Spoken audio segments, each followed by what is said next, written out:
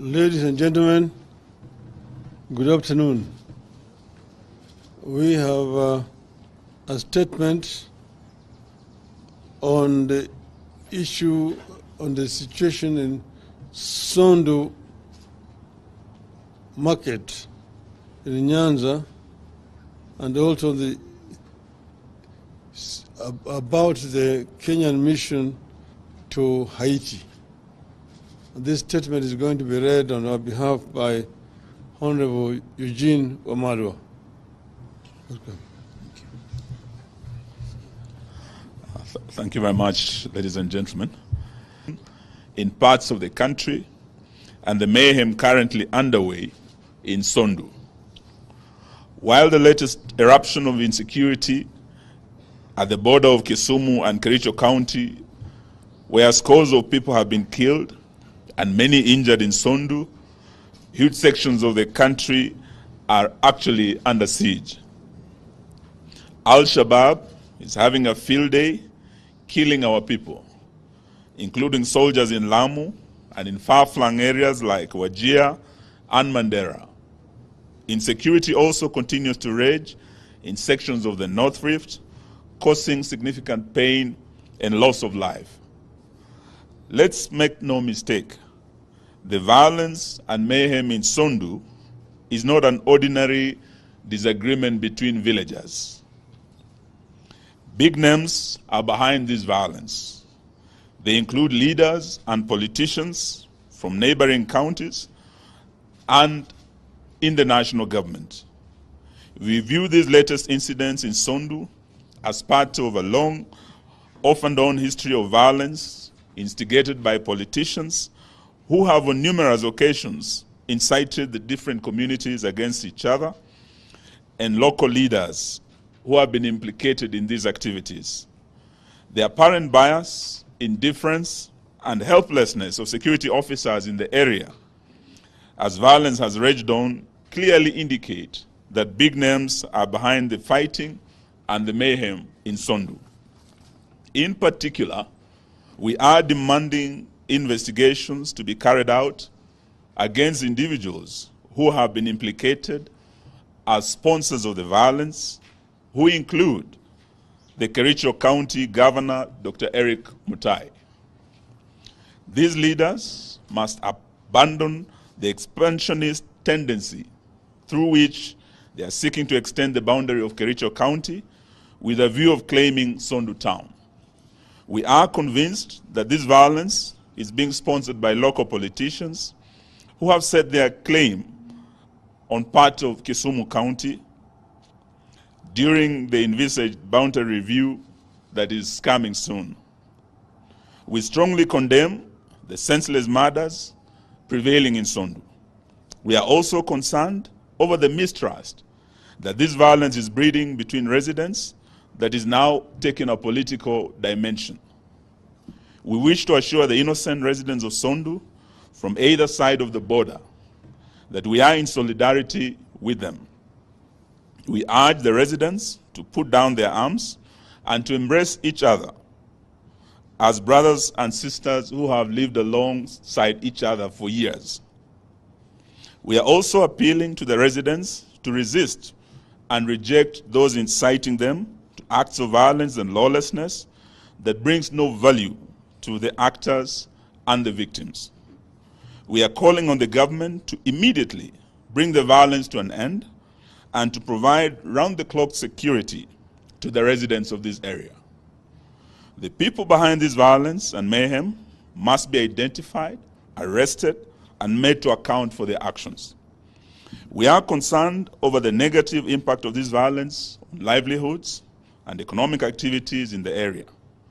Consequently, we are asking the government to provide support to the families that have been affected by this violence. Such support should include footing the medical bills for those who have sought treatment and helping with burials of those who have lost their dear ones. Beyond Sondu, we are concerned over the increase in terrorist activities in parts of the coast, particularly Lamu, in northeastern. Just about 2 weeks ago, several KDF soldiers aboard a Kenya Air Force chopper died in a crash within the terror-prone Boni Forest in Lamu. We believe this was an Al-Shabaab attack. Attacks by Al-Shabaab militants have become commonplace in Mandera and other parts of northern Kenya, with victims being police officers, teachers, farmers, ordinary residents, going about their daily routines.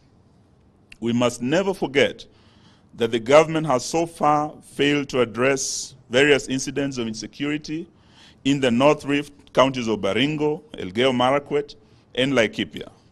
In these places, armed groups, bandits, and cattle rustlers continue to conduct raids on neighboring communities, destroy property, and cause massive displacement of people. These attacks are unacceptable and must come to an end. They paint a picture of a nation that is losing the battle to gangs and terrorists.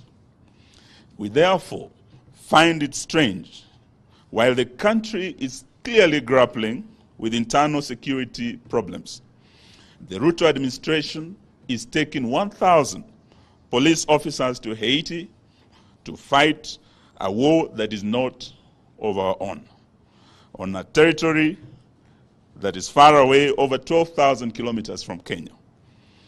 We cannot send 1,000 of our young men and women in uniform in harm's way over 12,000 kilometers away without the people of Kenya, through their elected representatives in parliament, having a say as to whether this is in our national strategic security interest or it's motivated by other interests.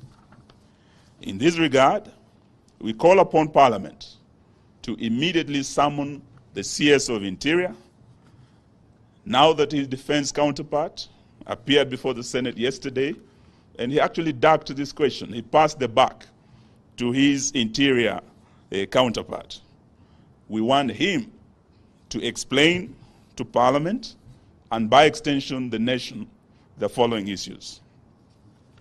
One, why are we sending our officers to Haiti to protect Haitians while the security situation at home is deteriorating and they are unable to protect lives and property of Kenyans in Sondu, in the North Rift, in Northeastern, in Lamu, and at the coast against gangs, cattle rustlers, bandits, and the resurgent Al-Shabaab terrorists who are slaughtering Kenyans day and night? Two, why deploy our police while the issue of Kenyan police brutality, particularly in the recent anti-tax protests, which witnessed excessive use of force, killings, and gross violation of human rights, where 72 Kenyans lost their lives through police bullets, and thousands were wounded, and the matter is still live before the National Dialogue Committee at Bomas, which was sanctioned by Parliament. Some matters are before our courts, and some matters are still being considered by the Police Reform Task Force. Three, won't this be tantamount to exporting police brutality and abuse of human rights to our black Haitian brothers and sisters who are also protesting the illegitimacy of their president, just the way Kenyans were protesting and were clobbered by the same police?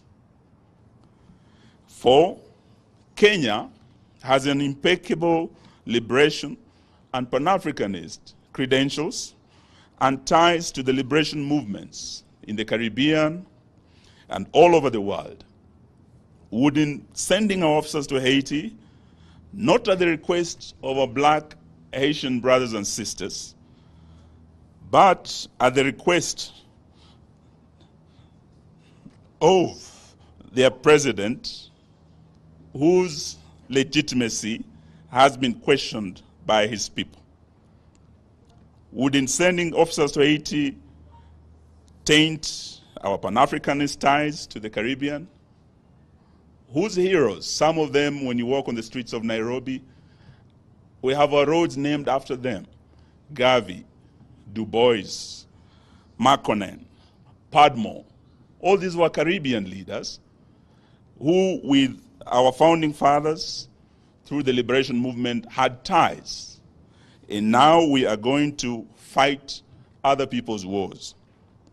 5, are our police, most of whom can't speak French or Creole, which is the local language there, well prepared to undertake this high-risk mission in a completely different terrain? Are they properly prepared to go on this mission?